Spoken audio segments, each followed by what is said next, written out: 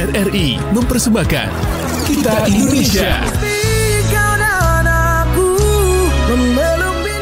Karena ini prosesnya lelah ya, bertahun-tahun saya digugat sana sini di Pengadilan Negeri Grobogan. Luar biasa, kontraktor sukses di Jakarta. Saya juga sempat ketemu, ayo Pak Sis bantu bangun Grobogan gitu.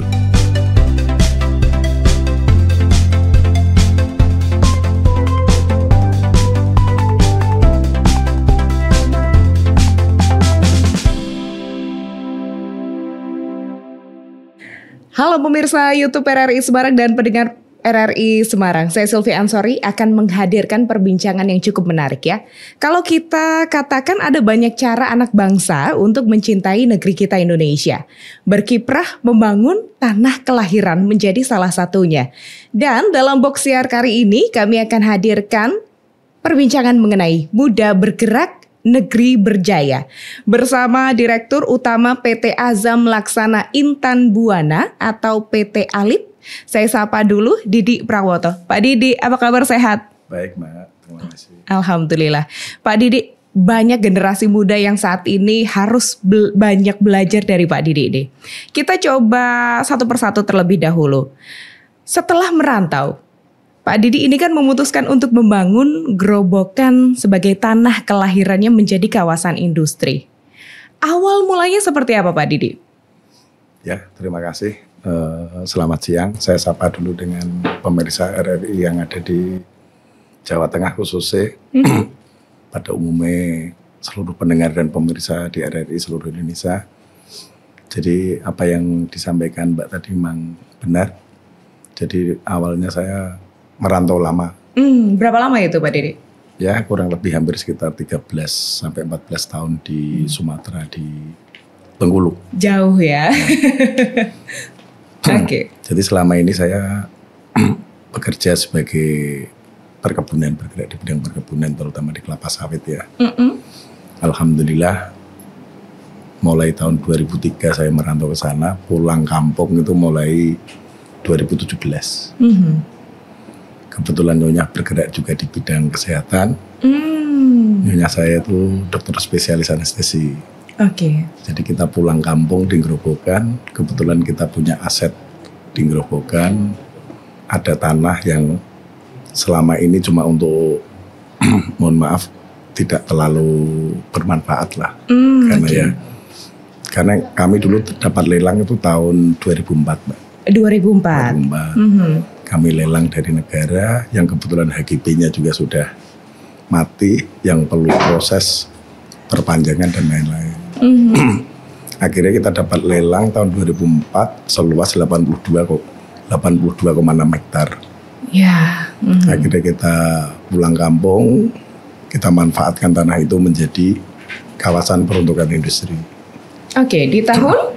Tahun 2021. Oke, berarti sesuai setelah dengan, merantau tadi ya. Betul, sesuai dengan Perbup nomor 12 tahun 2021, akhirnya tanah yang kita miliki oleh PT ALIP atau orang bilang PT Azam Laksana Intan Buana, Perbup nomor 12 tahun 2021 ditetapkanlah bahwa tanah kita itu menjadi kawasan peruntukan industri. Begitu Mbak, sejarah kecil. Sejarah kecilnya seperti itu. Ya. Saya penasaran ketika sudah merantau sekitar 13 tahun. Ya. Sang istri juga dokter. Iya. Berarti kan istilahnya sudah cukup untuk diri sendiri dan keluarga, begitu Pak Didi. Kenapa akhirnya memutuskan tanah lelang yang didapat itu akhirnya untuk kawasan industri? Sebetulnya kan banyak mungkin hal-hal lain yang bisa dilakukan untuk kekayaan pribadi sendiri. Betul sekali itu. Jadi saya sekali lagi saya ucapkan terima kasih kepada Tuhan yang Maha Kuasa ya, yang telah memberikan sesuatu hal yang menurut saya luar biasa. Saya dan keluarga mulai dari nol merantau. Jadi kenapa kita putusin tanah kita pakai untuk kawasan peruntukan industri? Mohon maaf kalau saya bisa flashback sebentar ke belakang ya. Untuk Kabupaten Grobogan ini kan mohon maaf terkenalnya pengimpor kuli bangunan dan mohon maaf pegawai rumah tangga itu. Betul. Di Jakarta, luar kota. ART ya. ART, mohon maaf ya. Sampai akhirnya saya memutuskan bagaimana supaya tanah itu untuk bermanfaat. Jadi yes, dengan segala kemampuan saya Mbak ya, karena kita juga satu pengusaha lokal yang baru belajar. Dan akhirnya kita bertanya ke Pemda, ke provinsi, termasuk kawan-kawan yang seperti di Jababeka, KIK, saya sekolah di sana. Bagaimana sih supaya tanah itu menjadi bermanfaat untuk orang banyak. Akhirnya kita tetapkan menjadi kawasan peruntukan industri. Dan alhamdulillah sekali lagi atas support Pemda, Kabupaten, Pusat, dan Provinsi, akhirnya tahun 2021 melalui Peraturan Bupati nomor 12 tahun 2021 ditetapkan menjadi KPI. Dan mungkin kawan-kawan media sempat dengar bahwa tanah kita dulu diganggu oleh mafia tanah. Oh, sempat ya? Sempat diganggu. Jadi akhirnya tahun 2023 dibantu dengan Kementerian ATR BPN dan juga penegak hukum, saya lagi di sini saya ucapkan terima kasih kepada Kepolisian Grobogan, Polda, dan juga Kejaksaan maupun dari Kejaksaan Kajari Kabupaten Grobogan dan Kajati Jawa Tengah yang kemarin mengungkap mafia tanah di tempat kita itu menjadi nomor 1 di Indonesia dengan kerugian kurang lebih 3,4 triliun. Jadi mohon maaf sekali lagi saya sampaikan terima kasih untuk segala instansi yang terkait. Lewat RRI ini mungkin kemarin waktu jumpa pers itu saya belum bisa maksimal ya menyampaikannya, waktu itu dihadiri Pak Menteri langsung, Bapak Kapolda, Bapak Kasatgas Mafia Tanah hadir juga di situ. Jadi terima kasih, pemberantasan mafia tanah di Grobogan sudah selesai dan terima kasih tanah ini mulai kita garap mulai habis Lebaran kemarin, dan juga sudah ada beberapa investor yang masuk. Jadi di sana yang sekarang udah masuk itu dari Polygroup. Yang mereka juga sudah ada juga pabriknya di KIK Kendal. Ini melebarkan sayap lagi untuk di Grobogan dengan nilai investasi 3 triliun lebih. Wah, merinding saya dengernya. Ya. Dan saya semakin penasaran untuk mengetahui, katanya Pak Didi ini juga menerima banyak penghargaan. Tapi kita bahas setelah yang satu ini ya Pak Didi ya. Pendengar pemirsa YouTube RRI Semarang, jangan kemana-mana, nanti kita akan bahas. Katanya Pak Didi ini juga menerima banyak penghargaan yang memang harus ditiru oleh generasi muda saat ini. Tetap bersama kami. 92,1 Pro 2 teman terbaik kamu. Kali ini ada Mariana yang katanya pengen titip salam buat Mbak Nur yang lagi di Paris. Walah Mar, aku krungu lo salamu, tombo kangen. Samo-samo. Bundo, awak baru dapat info lowongan Karajo di RRI News.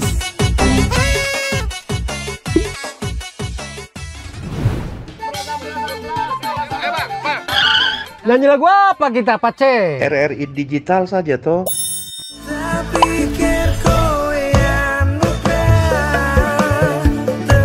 Sesekali, jazz lah. Semangat ya manggungnya. Iya dong, kan mau bangun komunitas. RRI ada di berbagai platform. Sekarang banyak cara menikmati RRI. Kamu yang mana?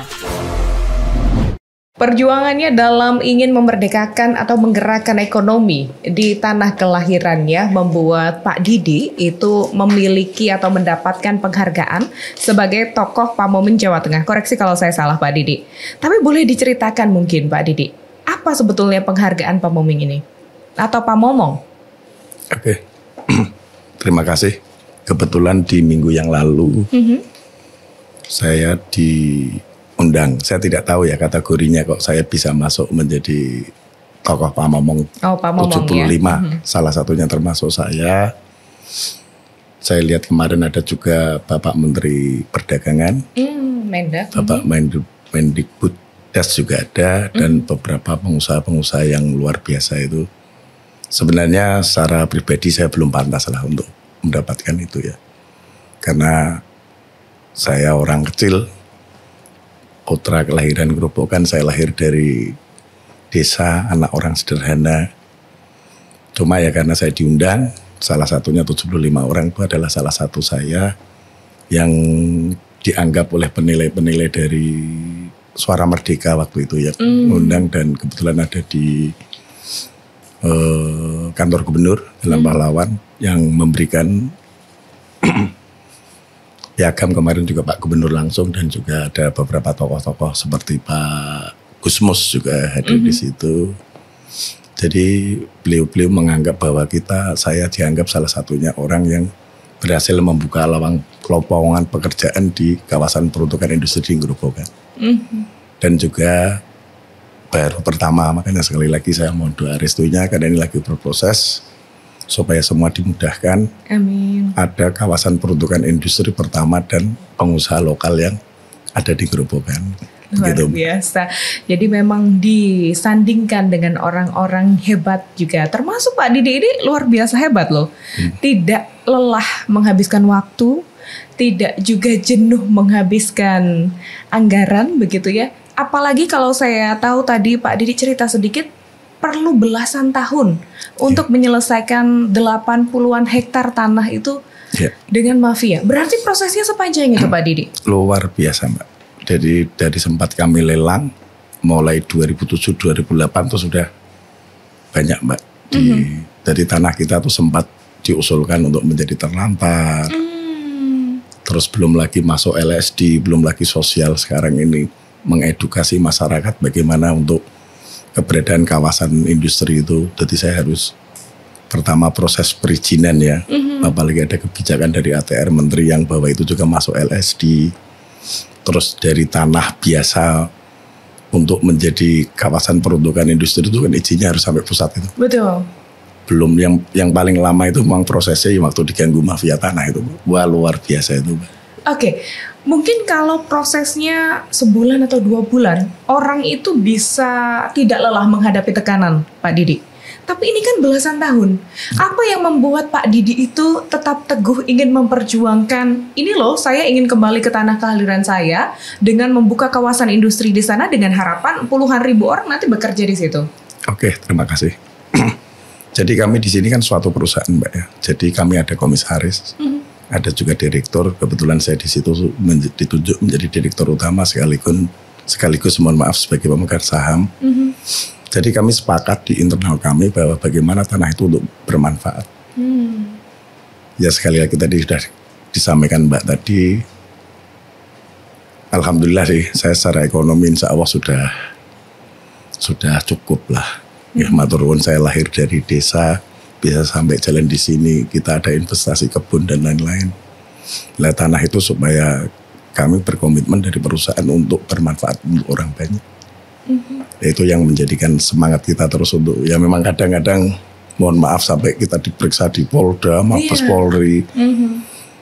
Ada juga sempat kita diperiksa di Saber Pungli di Kemenkumham itu waduh luar biasa. Jadi dengan segala tipu dayanya mafia tanah itu bagaimana untuk mengambil tanah yang kita miliki sampai akhirnya dia udah vonis itu pun sudah masih dia di penjara itu pun mohon maaf kami masih diganggu lembaga LSM, wartawan yang mohon maaf selalu menanyakan status tanah itu. Tapi alhamdulillah lah mulai tanggal 7 Februari 2025 FGB kita sudah diperpanjang dan sertifikat kita sudah ini dan perizinan sudah kita urus semua. Dan alhamdulillah lagi ini ada 2 perusahaan yang masuk. Salah satunya adalah ownernya adalah Polygroup. Yang perusahaan bergerak di bidang pohon Natal dan mainan yang mereka ekspor ke Amerika sama Eropa. Jadi gitu Mbak sepintas. Melelahkan tapi membuahkan hasil yang membahagiakan ya Pak Didi. Alhamdulillah. Kalau mungkin Pak Didi bisa bersih, kukuh begitu ya untuk tidak lelah menghadapi ini. Bagaimana dukungan orang sekitar Pak Didi? Nah itu yang lebih penting lagi. Jadi di samping perusahaan, anak dan istri selama ini juga luar biasa support. Jadi mereka selalu support bahwa bagaimana hidup ini bisa bermanfaat. Itu yang selalu dilakukan oleh keluarga saya ya. Terutama doa ibu dan bapak saya tercinta yang alhamdulillah selama ini siang malam selalu mendoakan, mengiringi. Jadi kalau saya pusing itu mau pulang ke tempat bapak ibu. Mohon doanya tahajudnya diperkuat supaya apa yang kita kerjakan karena untuk kemaslahatan orang banyak supaya semua dimudahkan. Tapi pernah terlintas dalam pikiran Pak Didik tidak untuk menghentikan proses ini ketika mungkin gangguannya sudah sampai ke ranah privasi, Pak Didik? Sering. Apa terusnya dilakukan? Saya kadang kalau jujur Mbak sebagai manusia biasa, karena ini prosesnya lelah ya, bertahun-tahun saya digugat sana sini di Pengadilan Negeri Grobogan, bahkan di PN Salatiga itu 3 kali gugatan itu. Terus di PN Semarang, wah luar biasa. Kadang sebagai manusia biasa ya, kadang juga adalah rasa putus asa. Sampai kapan ini akan bisa selesai. Tapi alhamdulillah lah, kadang kalau saya melihat ke lokasi, terus kebetulan saya kan orang asli situ Mbak. Betul. Saya sering ngobrol ke tempat tokoh-tokoh di situ. Saya lihat, mohon maaf ya, kalau pagi-pagi saya nongkrong di situ, orang bawa cangkul, ini. Jadi saya yakin, wah ini harus bisa. Karena saya yakin kalau KPI ini bisa sukses, setidak-tidaknya saya yakin di situ akan menimbulkan poros ekonomi baru di Kabupaten Grobogan wilayah Barat. Dan saya sekali lagi ucapkan terima kasih selama ini Pemda Grobogan yang selama ini selalu kasih support. Semangat mas itu, termasuk Pak Bupati yang sekarang ini luar biasa support. Termasuk perizinan ini semua kita dimudahkan semua. Jadi terima kasih memang. Pak Didik, ada mungkin tanggapan positif yang membuat semangat Pak Didik tidak berhenti? Kalau tadi kan melihat masyarakat di sana membawa cangkul, bekerja di pagi hari, ingin mengangkat derajat mereka. Perbincangan aspirasi yang didapat oleh teman-teman di Grobogan seperti apa Pak Didik? Pertama Mbak, saya kemarin kan sebelum dimulai saya sosialisasi lewat desa, di balai desa, saya turun langsung ke dusun-dusun, kadang dihadiri 40-50 orang, saya mencoba mendengarkan. Ya rata-rata gitu, Pak cepat jadikan kami support lah, rata-rata nanti mohon maaf titip anak saya, saudara saya, bahkan mohon maaf ya banyak sekali saudara-saudara saya, terutama di Kecamatan Tanggung Harjo itu kan, di Jakarta rata-rata kan mohon maaf loh Pak, banyak yang jadi tukang becak, kuli bangunan. Saya berharap adanya ini nanti mudah-mudahan bisa membuka lapangan pekerjaan. Kalau sesuai dengan LOI yang perusahaan-perusahaan calon tenan yang mau masuk ke tempat kita tuh, ya kurang lebih hampir sekitar 35.000 pekerja itu bisa diserap untuk dengan keberadaan KPI itu. Ya. Ketika nanti sudah beroperasi, insya Allah pengangguran-pengangguran yang ada di sana juga terserap dengan baik ya. Mudah-mudahan Mbak. Oke. Seperti hari ini tadi kita lagi lakukan pelatihan soft skill kerjasama dengan Prakosa Institute. Dia datangkan sekitar 12 personilnya. Sekarang tadi pagi saya membuka acara pelatihan di balai desa yang satu harinya tadi dihadiri sekitar 75 orang pemuda-pemuda yang siap untuk bekerja di sana. Kita lakukan pelatihan. Kebetulan pas pagi tadi jam 8 di Balai Desa Sugiman. Dengan antusias yang luar biasa ya? Luar biasa. Tadi saya tanya Pak Lurah sama Pak Sekdes, katanya target kita kan 4 hari. Iya.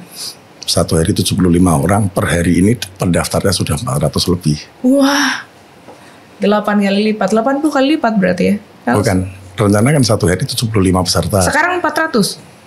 Harusnya target kita 300 Mbak. Cuma per pagi tadi saya tanya sama Pak Lurah, sama Pak Sekdes, katanya Pak ini pesertanya lebih dari 400 gimana? Tolong dibatasi ya. Oke, membludak ternyata ya. Oke. Jadi saya coba untuk memberikan sesuatu yang saya sampaikan kepada warga ya.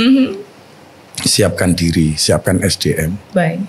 Karena kalian akan berkompetisi. Saya pengen kalau bisa putra-putra lokal ini juga berkiprah di KPI. Syukur-syukur bisa menjadi pengurus, mohon maaf ya, bisa menjabati mungkin di manajemen apa-apa seperti di pabrik. Jangan hanya menjadi penonton. Baik. Tapi kita harus profesional.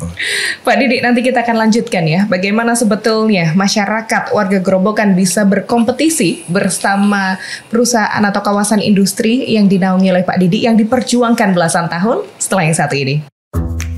Wih, keren banget nih. Katanya ada obat herbal bisa mencegah sakit gigi seumur hidup. Ada hoax tuh. Widih. Ini juga keren nih. Ada sumber energi baru PLTH, pembangkit listrik tenaga hampa. Iya, itu juga hoax kali. Lu bacanya apaan sih? Aduh, pantesan portal abal-abal lu baca. Kalau mau baca berita yang lengkap tapi udah verified, mulai dari berita nasional, internasional, olahraga, gaya hidup sampai hiburan, lu cukup klik rri.co.id. Di situ lu juga bisa streaming RRI digital. Aduh, makanya cek-cek dulu biar gak kegocek di rri.co.id. Muda bergerak, negeri berjaya. Kita hadirkan kembali Boxiar kali ini bersama Direktur Utama PT Azam Laksana Intan Buana, PT Alip Didik Prawoto. Pak Didik, puluhan ribu yang diharapkan bisa diserap dalam kawasan produkan industri di Grobogan. Tapi sebetulnya ketika memasuki masa mencari investor saat ini, sesusah apa? Tantangannya gimana? Atau boleh disampaikan kepada pendengar dan pemirsa YouTube RRI Semarang?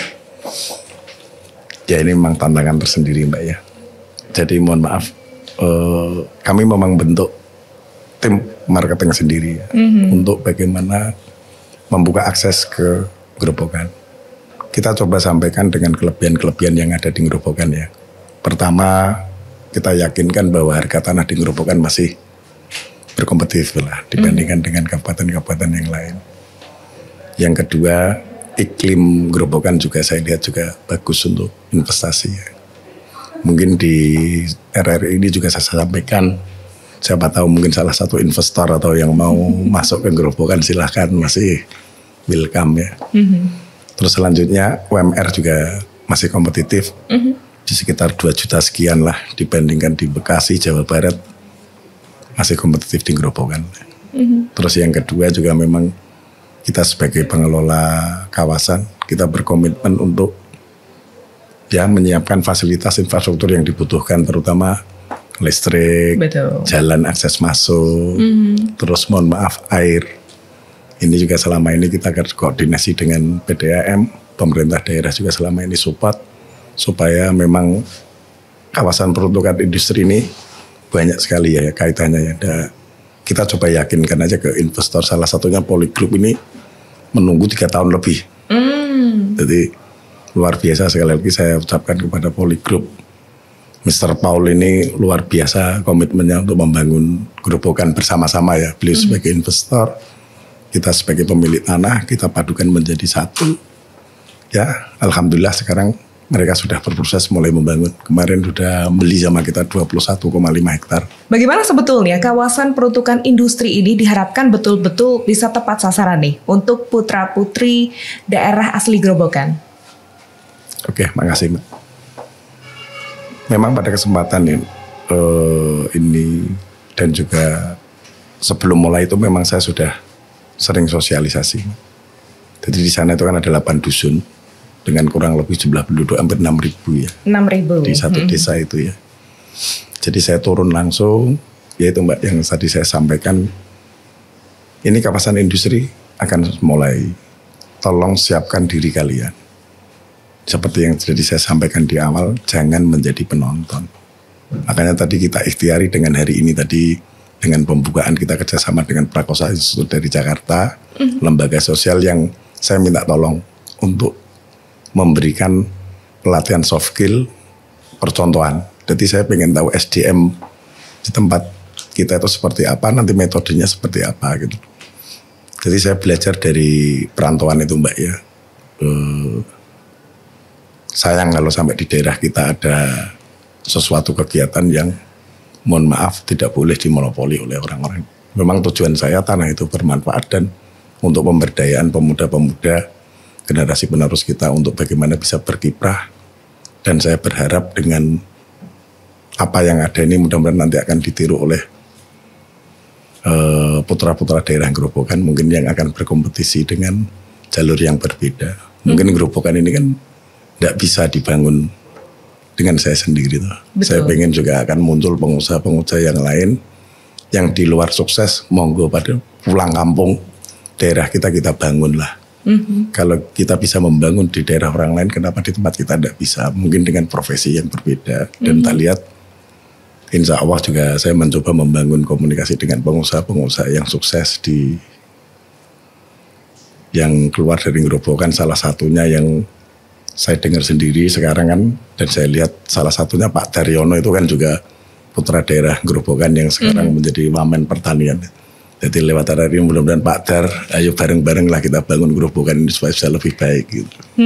Berarti istilahnya Pak Didi itu kalau bahasa Jawa jawil-jawil temennya yang udah keluar untuk kembali lagi, untuk memperbaiki lagi, untuk memperindah lagi Gerobokan begitu ya Pak Didi ya? Betul. Jadi di tempat kita ini saya lihat kan Pak Bupati yang baru ini kan memang spirit membangunnya luar biasa. Iya. Bangun desa noto kuto kalau bahasanya. Filosofi itu udah saya lihat juga, saya beberapa kali diskusi dengan beliau, dengan instansi yang terkait. Salah satunya perizinan kita betul-betul permudah dan gratis. Tidak ada kita ini. Jadi memang kita komitmen bersama. Di Gerobokan ini sebenarnya banyak Mbak, orang-orang yang berhasil tadi yang salah satunya saya sebutkan. Mungkin Mbak pernah dengar ya Pak Joko Suranto itu kan juga asli Gerobokan itu. Bahkan kemarin sempat membangun jalan raya itu pakai dananya pribadi. Belum lagi Pak Daryono dan juga putra-putra daerah Pak Ses itu juga luar biasa, kontraktor sukses di Jakarta. Saya juga sempat ketemu, ayo Pak Ses bantu bangun Gerobokan itu. Dan juga kawan-kawan yang lain mungkin yang tidak bisa sebut satu persatu di sini. Apa sebetulnya tanggapan mereka, Pak Didi, ketika diajak untuk kembali ke rumah istilahnya ya, kalau Gerobokan itu sebagai tanah kelahiran? Responnya rata-rata bagus. Luar biasa ya? Luar biasa, cuma kadang skemanya seperti apa Mas ya gitu. Oh, butuh dibantu untuk menyemakan, proyeksikan dan lain sebagainya. Betul. Ya Pak Didi ya? Nggak mungkin lah, apalagi di Gerobokan ini kan mohon maaf APBD-nya kecil ya. Kalau kita ngandelin APBD Gerobokan memang harus peran swasta harus berperan di situ. Saya coba untuk ya membawa kawan-kawan kita yang berhasil di luar itu untuk pulang kampung. Bukan hanya di Gerobokan, tapi di Jawa Tengah butuh juga sosok-sosok seperti Pak Didi. Bahkan di Indonesia tentunya, untuk menyongsong Indonesia Emas 2045. Pak Didi kalau melihat dengan kawasan industri yang sudah siap menyerap tenaga kerja, boleh seoptimis apa disampaikan Pak Didi untuk menyongsong Indonesia Emas 2045 di tangan generasi muda saat ini? Saya yakin dengan, apalagi di Indonesia ini kan luar biasa Mbak. Kita dikaruniai geografi yang luar biasa ya. Yang mungkin bisa bersama-sama kita gali, kita manfaatkan. Banyak kok masih tanah yang belum seperti saya kan, karena kebetulan saya di perkebunan dan kawasan industri ya. Jadi ya saya mencoba untuk memaksimalkan apa yang ada. Terus selanjutnya mungkin pemuda-pemuda ini kan, mohon maaf, sadari apa tidak bahwa pemuda ini luar biasa perannya. Kita ini bisa menjadi klaster untuk memajukan, terutama saya bicara Gerobokan Mbak ya. Apalagi 2045 saya sangat optimis dengan SDM yang luar biasa. Tinggal regulasinya aja Mbak, mungkin yang perlu ditata menurut saya. Yang kadang birokrasi berbelit-belit itu yang kadang kita sebagai pengusaha agak pusing. Agak pusing ya. Oke, contoh nyatanya tadi 13 tahun saja terus berproses walaupun memang membuahkan hasil. Tinggal 1 menit Pak Didi pada kesempatan kali ini boleh sampaikan kepada generasi muda untuk tetap optimis dalam bergerak untuk menuju negeri Indonesia untuk tetap berjaya. Silahkan. Oke, makasih Mbak. Mungkin untuk kawan-kawan pemuda ya, yang perlu saya sampaikan bahwa mungkin pertama generasi muda harus selalu mempunyai jiwa yang besar ya, serta bekerja keras dalam berupaya memaksimalkan potensi diri. Jadi sekali lagi potensi diri, munculkan energi yang positif dan selalu berpikir positif, insya Allah hasilnya akan positif. Yang kedua mencintai daerah. Jadi daerah merupakan sangat penting bagi generasi muda karena ini adalah cara untuk melestarikan budaya dan lain-lain. Sejarah dan identitas suatu wilayah, generasi muda adalah agen. Sekali lagi saya sampaikan bahwa generasi pemuda ini akan menjadi agen klaster yang mungkin akan bisa membuat suatu daerah asal kita fokus bersama-sama Yes, kalau bahasa saya itu seringnya ngopi. Ngopi bersama-sama, ngobrol, mencari solusi. Dan itu saya rasa salah satu cara ya untuk menuju Indonesia Emas 2045. Jadi saya yakin, bismillahirrahmanirrahim, dengan niat yang baik, berpikir yang baik, insya Allah hasilnya akan baik. Terima kasih. Saya juga mengucapkan terima kasih Pak Didi. Sudah tidak lelah untuk terus mengedepankan keuntungan bagi masyarakat Grobogan, Jawa Tengah, bahkan Indonesia. Dan terima kasih juga sudah bisa memberikan contoh kepada adik-adik generasi muda saat ini. Kita berharap banyak dari kawasan perusahaan industri Grobogan ini bisa betul-betul menyerap tenaga kerja dari putra-putri asal Grobogan. Terima kasih Pak Didi. Terima kasih, sama-sama. Itu tadi pendengar dan pemirsa YouTube RRI yang muda, yang bergerak juga bisa. Tapi dengan contoh seperti sosok-sosok seperti Pak Didi ini, Direktur Utama PT Azam Laksana Intan Buana, PT Alip, walaupun sudah merantau kemana-mana, walaupun sudah memiliki kekayaan yang cukup, tidak lelah untuk pulang untuk membangun tanah kelahiran. Saya Sylvia Ansori mengucapkan terima kasih, sampai jumpa.